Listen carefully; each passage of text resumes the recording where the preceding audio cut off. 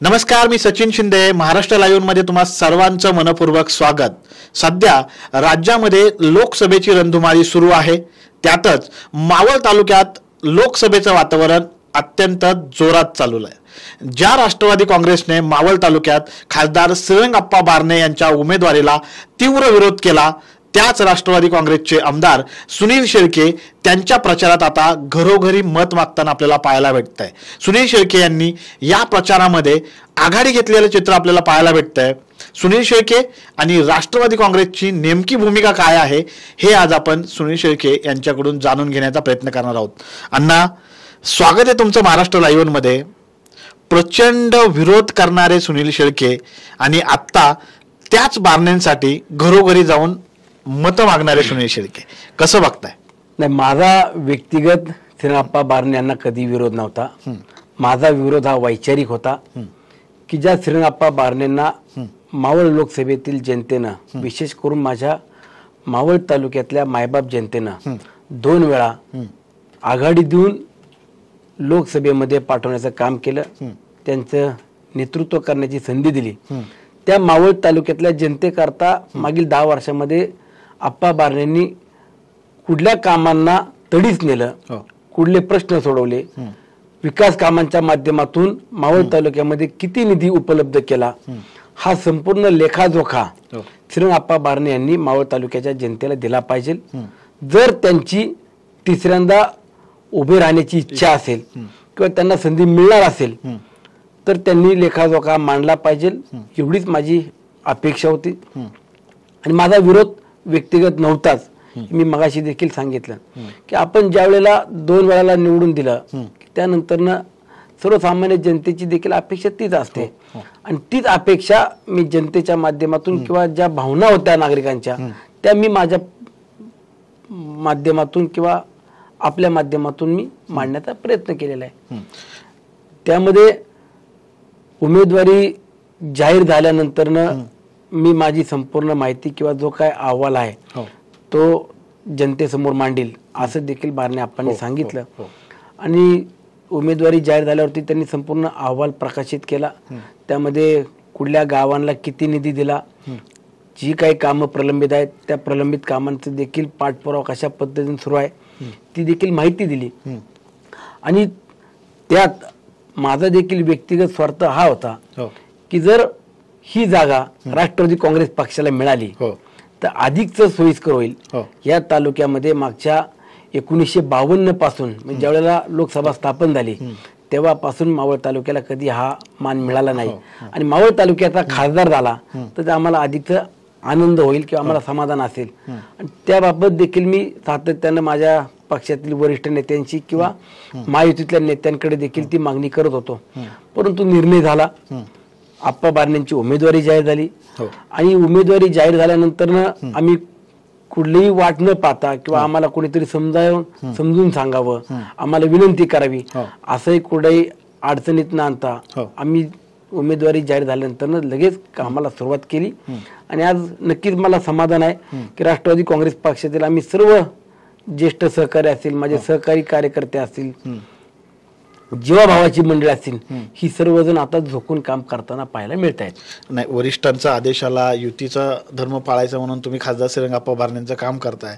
पण खेडोपाडी अशी परिस्थिती आहे, लोक आता असं म्हणू लागलेत की विधानसभेला सुनील शेळके, लोकसभेला आमचं आम्ही बघू. हे नक्की काय गणित आहे? मी आपल्या माध्यमातून माझ्या मावळच्या मायबाप जनतेला, माझ्या सहकाऱ्यांना एवढं सांगतो की ही लोकसभेची निवडणूक ही गावातल्या ग्रामपंचायतीची किंवा स्थानिक स्वराज्य संस्थेची निवडणूक नाही, ही देशाची निवडणूक आहे. देश कुणाच्या हातामध्ये द्यायचा, देशाचं प्रधानमंत्री कोणाला बनवायचं, ह्या संदर्भातली लोकसभेची निवडणूक आहे. आणि विधानसभेच्या वेळेला तुम्हाला जो काही निर्णय घ्यायचा तो तुम्ही घ्याल, तुमचा अधिकार आहे किंवा लोकशाहीने तुम्हाला तो अधिकार दिलेला आहे. लोकसभेला देखील त्याच पद्धतीने अधिकार दिलेला आहे. परंतु महायुतीचा धर्म पाळत असताना किंवा मावळ विधानसभेचा एक लोकप्रतिनिधी म्हणून मी काम करत असताना मला ज्या अडचणीला सामोरं जावं लागतं त्या अडचणी जर सोडवायच्या असतील, मग त्यामध्ये मावळ तालुक्यातले महत्वाकांक्षी प्रकल्प जर आपल्याला मार्गी लावायचे असतील तर आपल्याला राज्य सरकार आणि केंद्र सरकार या दोन्ही राज्य आणि केंद्राची मदत घेऊनच आपल्याला प्रश्न सोडवता येतील. त्यामध्ये आपण जर पाहिलं असेल तळेगाव चाकण रस्त्याचा प्रश्न मागील 15 वर्षापासून सगळेच मंडळी पुणे जिल्ह्यातले मांडतायत किंवा मागणी करतायत.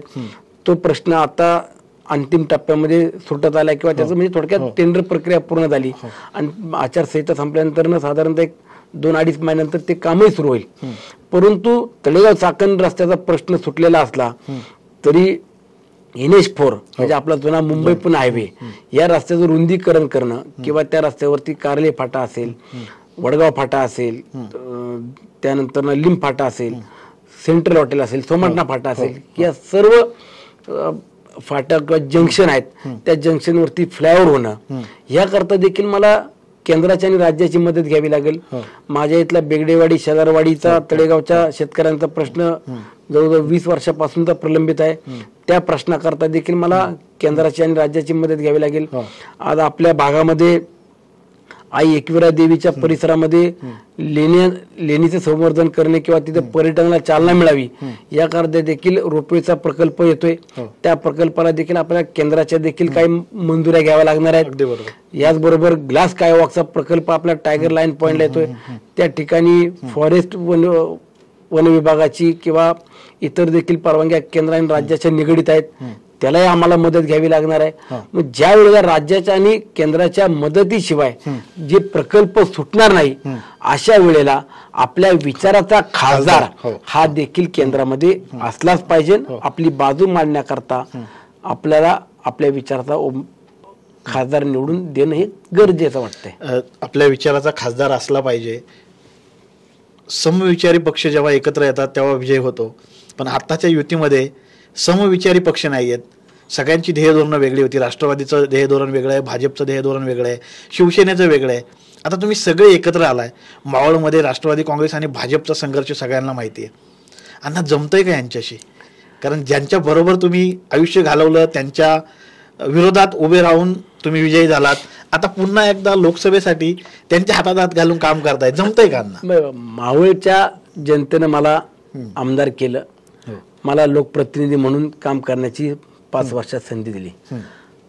माझा प्रतिस्पर्धी किंवा ज्यांची संघर्ष केला ते भारतीय जनता पक्षाची नक्कीच आम्हाला जुळून घ्यायची ही वेळ आलेली आहे किंवा आम्ही जुळून घेतलंच पाहिजे. ह्यामध्ये माझा व्यक्तिगत स्वार्थ स्पष्टपणा आहे की ज्या अजितदादांनी माझ्या तालुक्याचा मागच्या 15-20 वर्षाचा बॅकलॉग भरण्याचं काम केलं, कधी नव्हे एवढा 2400-2500 कोटी रुपयाचा निधी मावळ तालुक्याच्या विकासाकरता दिला.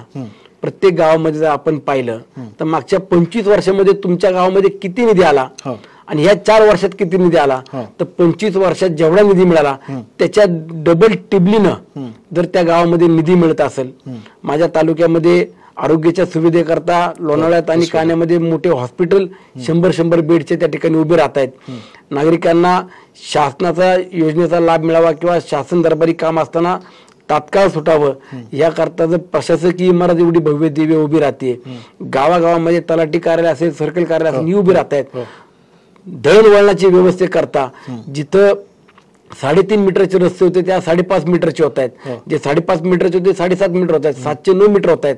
मग एवढे रस्त्याचं रुंदीकरण करत असताना जवळपास 400 किलोमीटरहून अधिकचे रस्ते जर या अवघ्या 4-4.5 वर्षामध्ये मावळ तालुक्यात जर मजबूतीनं बांधण्याचं काम सुरू असेल, जवळपास 22-23 नद्यांवरचे ब्रिज हे देखील आज पूर्ण होताना आपण पाहताय. मग ही जर सगळी कामं होत असतील, माझ्या तालुक्याला रोजगाराची निर्मिती पर्यटनाच्या माध्यमातून मिळत असेल, माझ्या स्थानिक भूमिपुत्रांना वेगवेगळ्या शासनाच्या योजनेचा लाभ मिळणार असेल, तर मी माझी नैतिकता अजितदादांसोबत ठेवून काम केलं पाहिजे. माझ्या लोकांचं जिथं हित आहे ते हित मी माझं पाहतो. माझ्या लोकांचं हित पाहून माझा स्वार्थ तिथं पाहून मी माझ्या जनतेसोबत एकनिष्ठ राहून काम करण्याचा प्रयत्न करतो. ही सगळी विकास कामं बघूनच लोक म्हणत असतील विधानसभेला सुनील शेळके तेव्हा आम्ही बघू. पण आता ही जी युती तुमची सध्या चालू आहे विधानसभेपर्यंत टिकेल? हे बघा, त्यामध्ये मी परत एकदा सांगतो की ज्या वेळेला राज्य आणि केंद्र सरकारशी निगडीत कुठलेही प्रश्न असतील तर त्यावेळेला सुनील शेळकेला जर केंद्रातले प्रश्न सोडवायचे असेल तर केंद्रात देखील आपल्या विचाराचा माणूस असला पाहिजे ही माझी माफक अपेक्षा आहे. मग केंद्राशी निगडीत जे कुठले प्रश्न असतील तर त्या प्रश्नांना उद्या मी असं म्हणायचं का की आता माझ्या विचाराचा माणूस नाहीये मग मी तिथं जाणार नाही. जनतेला देखील ही संधी आहे, गल्लीपासून दिल्लीपर्यंत तुम्हाला संधी दिलेली आहे. मग तुम्ही आता आम्हाला न्याय द्या, तुम्ही आता आम्हाला रिझल्ट द्या, आणि ही संधी उलट जनतेने सोडू नये. राहिला प्रश्न की आपण एकत्रितपणाने काम करणार का, करताय का, शेवटी माझ्या पक्षातल्या सर्वच ज्येष्ठ नेत्यांनी, मग त्यामध्ये बबनभाऊ भेगडे असतील, गणेशप्पा ढोरे असतील, बापूसाहेब भेगडे आहेत, गणेशजी खांडगे असतील, विठ्ठलांना शिंदे आहेत, साहेबराव कारके आहेत, दीपकांना हुलावळे आहेत, ही सगळी प्रमुख मंडळी जर एका ताकदीने उभ्या आहेत तर आमच्यातलं विरोध करणारे राहिलंच कोण. आणि आम्ही भारतीय जनता पक्षासोबत जुळून घेणं ही आमची नैतिकताच आहे. आमच्या नेत्याने जर ते जुळून घेतलं असेल, आमच्या नेत्याने जर महाराष्ट्राचं हित पाहून एकत्रितपणानं काम करायचं ठरवलं असेल तर आम्हाला देखील ते काम केलं पाहिजे किंवा त्यांचा निर्णय स्वीकारलाच पाहिजे. शेवटी तालुक्याचं हित कशामध्ये आहे, हल्ली आपण पाहतो काही मंडळी मैतीवरती सुद्धा राजकारण करतात, खोटं नाटक बोलून कसं राजकारण करणं किंवा आपल्यात कसे तेढ निर्माण करता येईल हा देखील प्रयत्न करणारी राजकीय मंडळी सुद्धा आहेत. परंतु राजकारण किती करावं आणि आपण आपला स्वार्थ किती पाहायचा ह्याला देखील मर्यादा आहेत. तालुक्यामध्ये जर तुम्हाला काम करायचं असेल, जनतेला जर न्याय द्यायचा असेल तर आपण एका भूमिकेवरती आलंच पाहिजे. आणि म्हणून आम्ही भारतीय जनता पक्ष असेल, राष्ट्रवादी काँग्रेस पक्ष आहे, शिवसेना असेल, RP असेल, आमचा स्वाभिमानी रिपब्लिकन पक्ष असेल, मनसे आहे, सगळे आम्ही महायुतीतले पक्षातील घटक पक्ष इतर एकत्रितपणानं श्रीरंगाप्पा बारण्यांचं काम जोमानं करतोय. तर श्रीरंगाप्पा बारणे यांचे जे सध्याचे विरोधक आहेत ते राष्ट्रवादी काँग्रेसमधून इथे आलेले आहेत आणि आता त्यांचं असं म्हणणं आहे की मावळ तालुक्यात माझं मोठं नातं गोतं आहे, ह्या नात्या गोत्याचा या निवडणुकीमध्ये काही परिणाम होईल का? असं अजिबात नाहीये. शेवटी जर आपण मावळ लोकसभेची मतदारांची संख्या पाहिली तर जवळपास 24 लाखाहून अधिकची आहे. आणि नातं गोतं एक मर्यादित असतं. जसं वाघेरे सांगतात की माझं नातं गोतं मोठं आहे, तसंच बारणेंचं देखील नातं गोतं मोठं आहे. पण गावकी भावकी नात्या गोत्यातली ही निवडणूक नाही. हा देश उद्याच्या काळामध्ये कोणाच्या हातामध्ये द्यायचा हे निर्णायक निवडणूक आहे. आणि या निवडणुकीला आपण नातं गोतं बाजूला ठेवून आपण एका वेगळ्या पद्धतीनं या निवडणुकीला पाहायला पाहिजे. आणि मला विश्वास आहे की जसं बारणेंचं तसंच वाघेरेंचं नातं होतं या ठिकाणी मोठ्या प्रमाणात जरी असलं तरी लोक या वेळेला देश हा देशाचे पंतप्रधान नरेंद्रभाई मोदींच्या हातात देतील. ते तिसऱ्यांदा मोदींना पंतप्रधान म्हणून करतील. अगदी शेवटचा प्रश्न, काय वाटतंय बारणे कितीच्या लीडनी मावळमधून पुढे असतील? सुनील शेळकेला जसं मावळच्या मायबाप जनतेनं प्रेम केलं दिलं तेवढंच प्रेम श्रीरंगाप्पा बारण्यांना मावळची जनता करेल हा माझा विश्वास आहे. माझे सर्व पदाधिकारी सहकारी जेवढ्या जोमानं माझ्या वेळेला ताकदीनं उभे होते तेवढ्याच ताकदीनं आज देखील काम करताना मी पाहतोय. आणि मला खात्री आहे की नक्कीच चांगलं मताधिक्य श्रीरंगाप्पा बारण्यांना मिळेल. अण्णा, अगदीच कार्यकर्त्यांना काय आव्हान करसाल? कार्यकर्ते थोडेसे अजून कन्फ्यूज वाटतात आहे. राष्ट्रवादी काँग्रेस असेल, भाजप असेल किंवा तुमच्या बरोबर आता सध्याचे जे पक्ष आहेत त्यातील कार्यकर्त्यांना शेवटचं आव्हान काय करसाल? अगदी निवडणूक तोंडावर आली. मी मावळच्या माझ्या मायबाप जनतेला, माझ्या सहकाऱ्यांना मागच्या 8 दिवसापूर्वी आवाहन केलं आणि आजही पुन्हा करेल की ही निवडणूक देश कोणाच्या हातामध्ये द्यायचा ह्या निर्णयाची निवडणूक आहे. आणि यामध्ये मावळ तालुक्याचं हित कशामध्ये आहे हे हित पाहून सुनील शेळकेने जी भूमिका घेतली त्या भूमिकेला माझ्या राष्ट्रवादी काँग्रेस पक्षातील सर्व वडीलधाऱ्यांनी देखील प्रतिसाद दिला, माझ्या सहकाऱ्यांनी प्रतिसाद दिला. तसाच प्रतिसाद येत्या 13 तारखेला आपण मतदानातून दाखवावा. प्रत्येक घराघरापर्यंत पोहोचून आपण आव्हान करावं. आपल्याला मावळ तालुक्याला न्याय मिळवून घ्यायचा असेल, आपल्याला विकास कामं करून घ्यायचे असतील, आपले प्रश्न सोडवायचे असतील तर श्रीरंगाप्पा बारण्यांनाच आपण मतदान करून पुन्हा एकदा लोकसभेमध्ये आपलं प्रतिनिधी म्हणून काम करण्याची संधी द्यावी. तर हे होते मावळचे आमदार सुनील अण्णा शेळके. सुनील अण्णा शेळके यांनी आज क्लिअर केलंय जर पुन्हा एकदा पंतप्रधान नरेंद्र मोदी यांना देशाचे पंतप्रधान करायचं असेल तर मावळ तालुक्यातील देखील त्यांच्या पाठीशी हात उभा करणारा आपला खासदार आपण निवडून दिला पाहिजे. श्रीरंगाप्पा बारणे यांना माझा वैयक्तिक विरोध नव्हता तर वैचारिक विरोध होता. त्यामुळे आपल्या कार्यकर्त्यांनी आता उरलेल्या दिवसामध्ये जोमाने काम करून श्रीरंगाप्पा बारणे यांना निवडून द्यावं. ज्याप्रमाणे मावळ तालुक्यातील जनतेने मला भरभरून प्रेम दिलं तसंच प्रेम खासदार श्रीरंगाप्पा बारणे यांना देतील असा विश्वास आमदार सुनील शिर्के यांनी व्यक्त केलाय. कॅमेरामॅन दत्ता महास्कर सोबत मी सचिन शिंदे, तळेगाव दाभाडे, मावळ.